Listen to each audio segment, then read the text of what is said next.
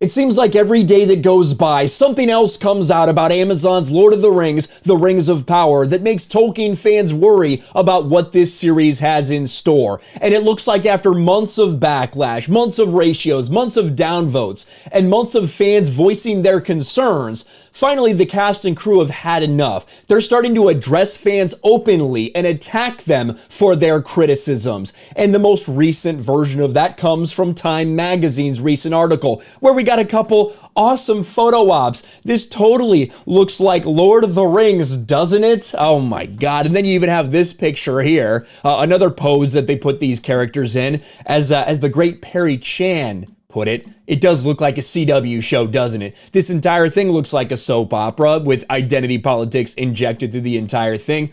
But more importantly, throughout this Time article, there's a couple interesting nuggets, specifically when the executive producer, Lindsay Weber, you know, the one who said they thought it was appropriate to adapt modern-day Tolkien to reflect the modern world around us.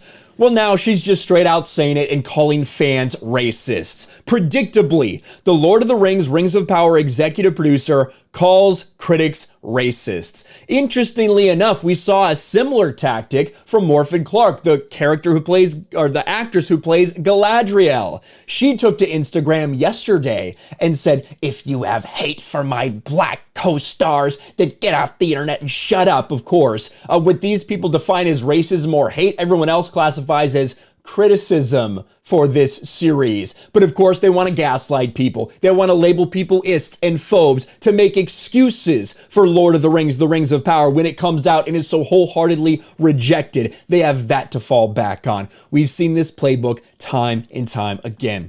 Lord of the Rings, The Rings of Power executive producer Lindsay Weber predictably decided to attack Lord of the Rings and Tolkien fans as racist. Weber made it abundantly clear the production and show would be eschewing Tolkien's work when she told Vanity Fair, "It only felt natural to us that an adaptation of Tolkien's work would reflect what the world actually looks like, because what Tolkien wrote wasn't good enough. We need to change what Tolkien wrote." That's what they've been telling us. They have been telling us that from the beginning. That's why there's been backlash, not just for these characters who don't look the way Tolkien described them, but also for the changes in characters like Galadriel, doing things that she never did in a time period where she never did. And of course, compressing 3,000 years worth of stories into one series. There's a lot of reasons to be upset, but they want to label people racist. Months after making it extremely clear the show would not be following Tolkien's work, Weber is now accusing critics of racism. She told Time Magazine, "We're all up for criticism. We're not up for racism." And why don't we look at this entire thing in context? Because in this article, let me highlight this and show you how far down it is. They talk a significant amount of time before they get to talking about some of the backlash.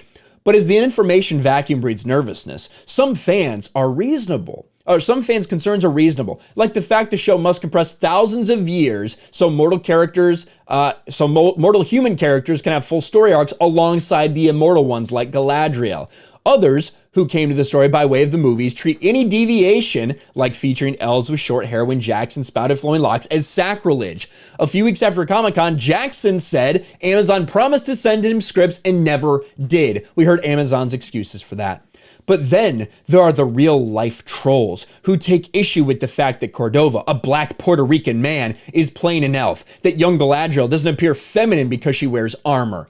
Payne has a Tolkien quote at the ready about trolls: "Creatures of dull and lumpish nature that had no more language than beasts." Lindsay Weber is more direct. "We're all up for criticism. We're not up for racism." The attacks are starting, guys. It has not worked. They have tried to bribe people with access. They've tried to give people all this special stuff, bring people out there, these influencers. It didn't work. It didn't stop the backlash. So now with only a few weeks left till this actually airs, now they're going all out. You already saw the lead actress say this. Now you're saying an executive producer say the same thing, calling fans racist if they have problems with the changes they're making to Tolkien's work. That's what it is. Obviously, people don't have a problem with black actors. Obviously, people don't have a problem with female characters. But when you're doing something and destroying another person's mythology and lore and legacy in the process, That's the problem. And the entire reason they're doing that is just like Lindsay Weber said, they want to reflect what the world actually looks like. They don't want to reflect the world that Tolkien actually wrote about.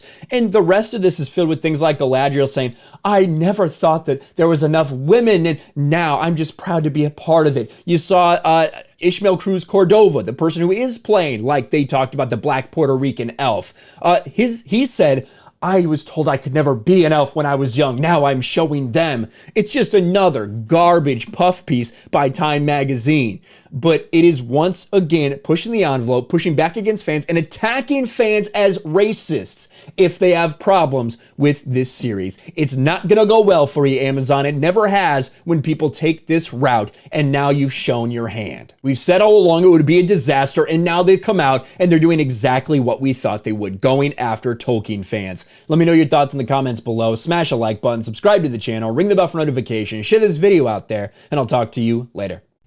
Thanks for watching, everyone, and a huge shout out to my patrons. I appreciate you guys so much. Want to follow me on Twitter or Instagram? Check out the description below. You'll find links to my P.O. box and my Patreon as well. And I'll talk to you guys later.